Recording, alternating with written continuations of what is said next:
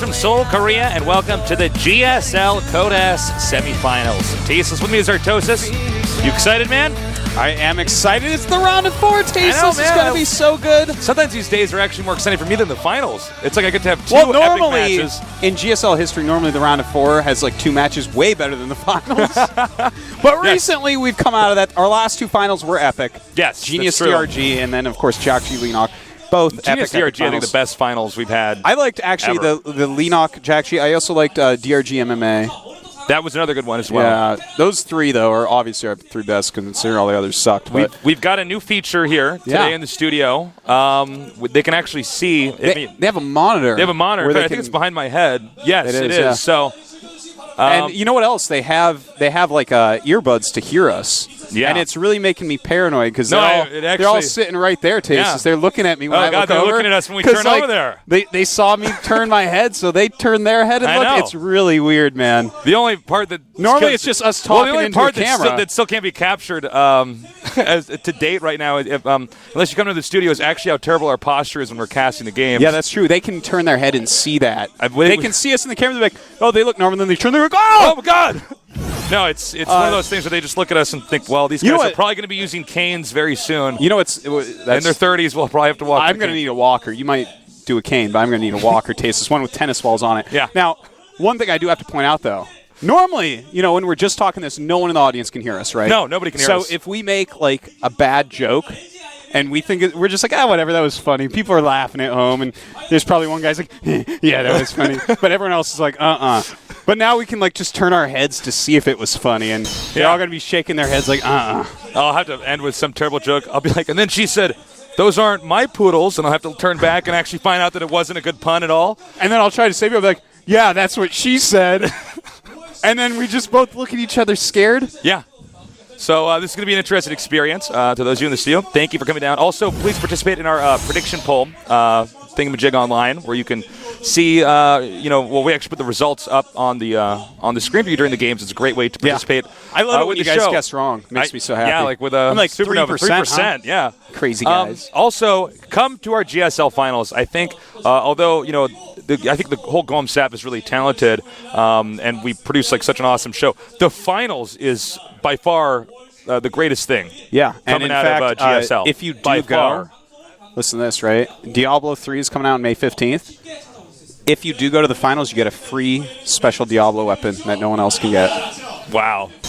That's really exciting. I'm like making it up so that people will actually come instead of playing Diablo 3, Exactly. Man. They're going to come down and be like, where's the weapon? And be like, oh, that was a joke, man. I made that up, dude. Yeah. Welcome to GSL Welcome finals. to GSL. I have a seat over here, and we're going to get this going. So we have a TVP and a PvP, and this is pretty rare overall. We're going to have a Protoss in the finals. Yeah. Protosses do not normally get to our finals, and now we have no matter what. We have 3 potential Protosses. That could be in the finals. Be in all 3 of them. I think we could have a free-for-all. Imagine a PvPvP. Have you ever actually played a free-for-all with 2 other people? That's the worst thing. Yeah, no, I've played plenty of free-for-alls. One guy gets too strong, and we're like, I guess we have to gang up and kill him. Have you played a free-for-all in StarCraft II? No. Oh, okay. I did free-for-alls early on in StarCraft 1, and then eventually I got turned on to one-on-one, and then... I actually, little-known fact, I'm the world champion of big map free-for-alls in StarCraft 1. Wow. Never lost a game. I don't believe you at all. Well, it's actually true. We're gonna be... I was unbeatable, Tasteless. I would make so many carriers. Oh, God. Oh, you were the guy that just... I was... Wait, was this BGH or was this... Just any big map.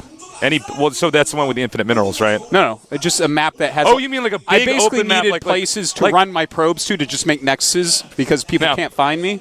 Well, back when we were playing, that was when everybody would open up and just make like 2 cannons at their entrance, And, not me, man. 3 cannons hold way more than 2 cannons, you crazy guy. Well, let's take a look at today's matches. 2 best out of 5s. And our first one, well, actually all of them, I guess. Excuse me. We have MVP, Partying Hero, and Squirtle. Great players, man. Oh, yeah. MVP. He's a Game Genie Terran. He has 3 GSL championships, but the only Terran left here. Yeah, going for 4 now, of course. Partying, so calculated, I think probably the best PvTer on the planet. World, on the planet. In the galaxy. Yeah. So it should be pretty good. Now, Hero, this guy is the most creative Protoss in the world, most likely, at least with high-end results.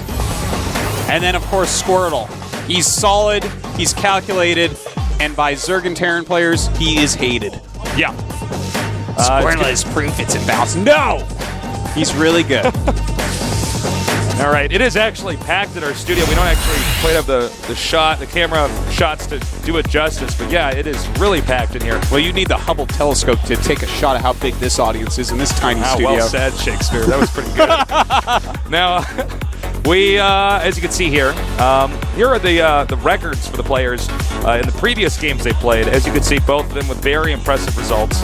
Although, overall, it does look like on Entombed Valley, which is going to be our first map, Harding seems to have a pretty hard time. Well, I think all those games are against Marine King. Pretty certain. So, oh, is that right? At least 3 of them, I believe. I've seen him against Marine King on that map at least 3 times.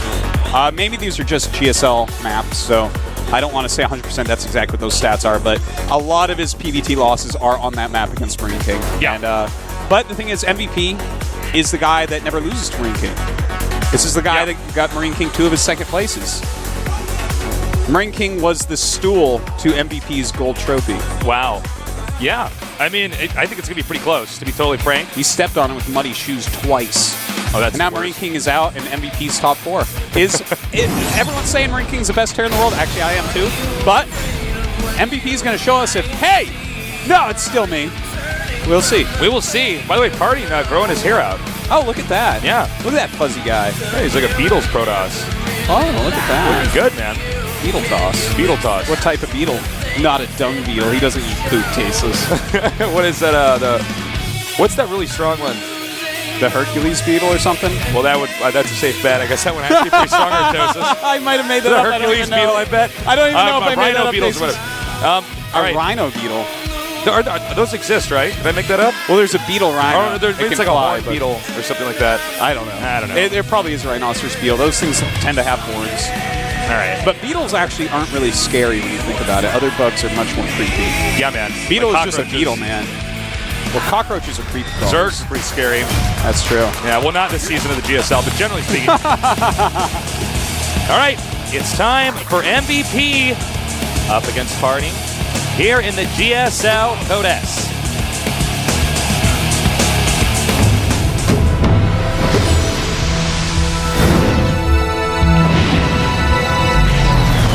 Surprised the trees actually get leaves, considering how dark this map is all the time.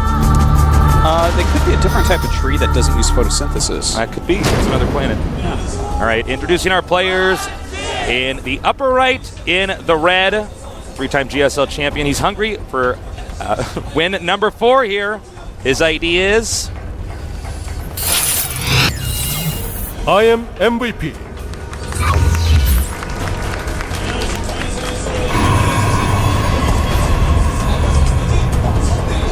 He has been having some pains in his wrist, tendinitis, or some was it tendinitis or carpal tunnel actually? I'm not sure actually exactly which one is, but it's pretty bad. In the bottom left, we have MVP's opponent, the Protoss player, the best PvTer in the world. His ID is Party Party.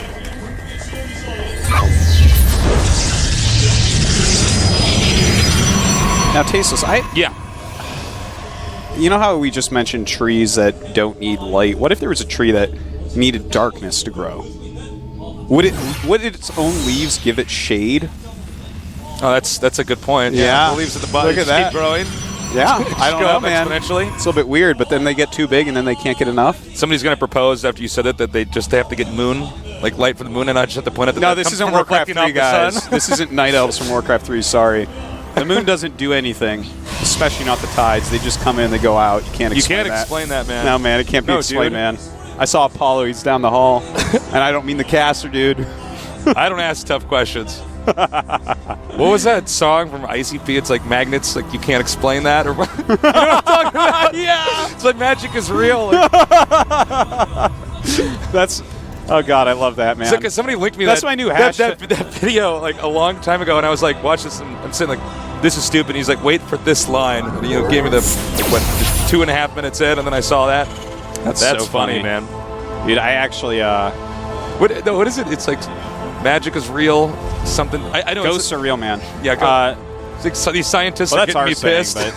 Ghosts are real is like my new hashtag. Like I was actually doing that thing where I sit around on StarCraft and like play all day and get angry and start making angry tweets about like people that unpause and people that bad manner when they win.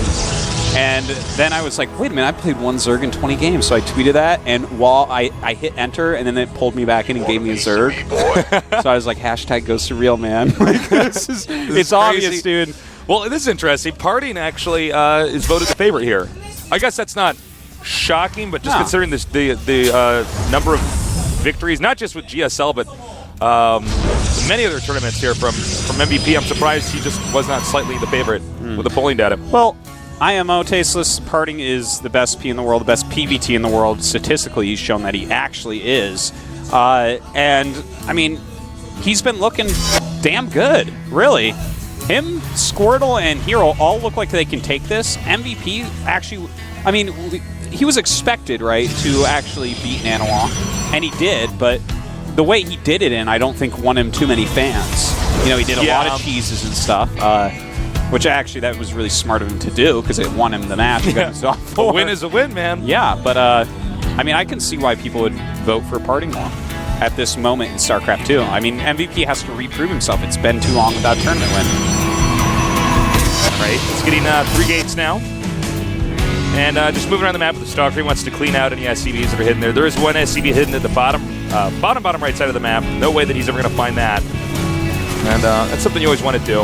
You can just hide, you know, a probe or an SCV somewhere on the map so that if you do get cut off from scouting, you can try to use that to get some more intel. Like, for instance, if they have their units outside your base, like looking like they're going to harass you, you can send it in and get a lot of intel. And if you can even get one scout that's an SCV or a probe or something like that, it'll tell you so much. Like, if you could actually get this SCV in the main base, that would be worth just so much. But I mean, obviously he's not going to scout too much. Seeing 2 sentries and a stalker right there, right now, obviously he knows that it's an expansion. But what else does he know? Not much at all.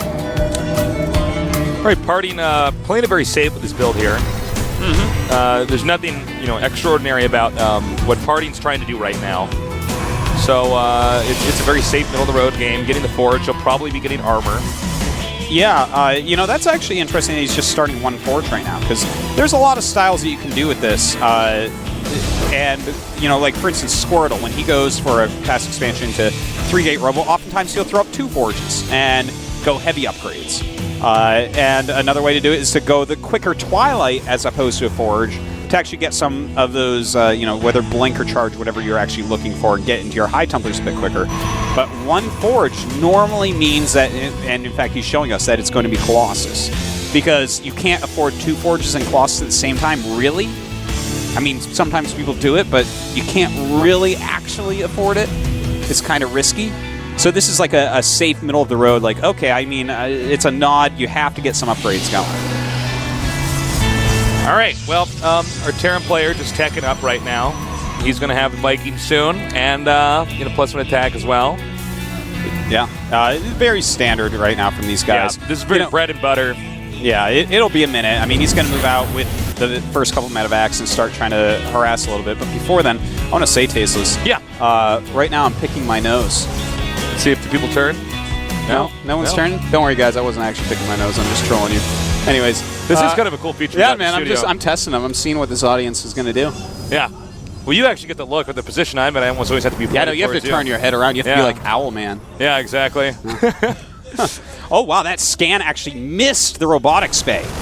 That's actually, wow. As you can see, the factory is going to be floated out here. This is a great way for Terran to scout, since with the kind of opener that Terran's going to be going for here, he's not going to be using factory units. So, you know, it's got a lot of hit points. Yeah. It can fly. You can repair it, send it out, get some more information. Yeah. You know, he knows he's going robo, obviously, because of the observers, but most of the time, the current trend has, in fact, been to get your robo for observers and maybe an immortal or maybe even a couple immortals. Yeah. But basically to go into Twilight Tech after that. Now, I'm not surprised to see Parting's not doing that here. That's been falling off a little bit as people get really good at kiting, really good at their macro with Terran and their expansion timings, because the charged zealots just are not cost efficient on 2-base versus 2-base. So to see him go into Colossus for now and then switch out, I actually like that a lot better. As you can see, Parting's pretty good against players you know, that do this. He's won 6 out of 3 if he goes for Colossus. Looks like Terran's now coming in here to kind of contain the Protoss. I don't believe he's actually going to attack up that ledge. And Well- the Observer now going to go and be able to scout inside the Terran space, see exactly what's going on. And do notice, by the way, that he's stopped at 2 Colossus. And I'm not actually surprised by this at all. There's a few funny numbers of Colossus and what exactly they do for you. We just saw that medevac as well getting shot down. Oh, did it? Yeah. Well, thank you, Tasteless. I'm like, I don't care about medevacs. All right, now he's being chased back over here. The Marines and the Marauders pushing the Protoss back. It's interesting he didn't have Concussive Shell yet. Yeah. If he It's about had, he would halfway have gotten done 2 now. of those stalkers at least.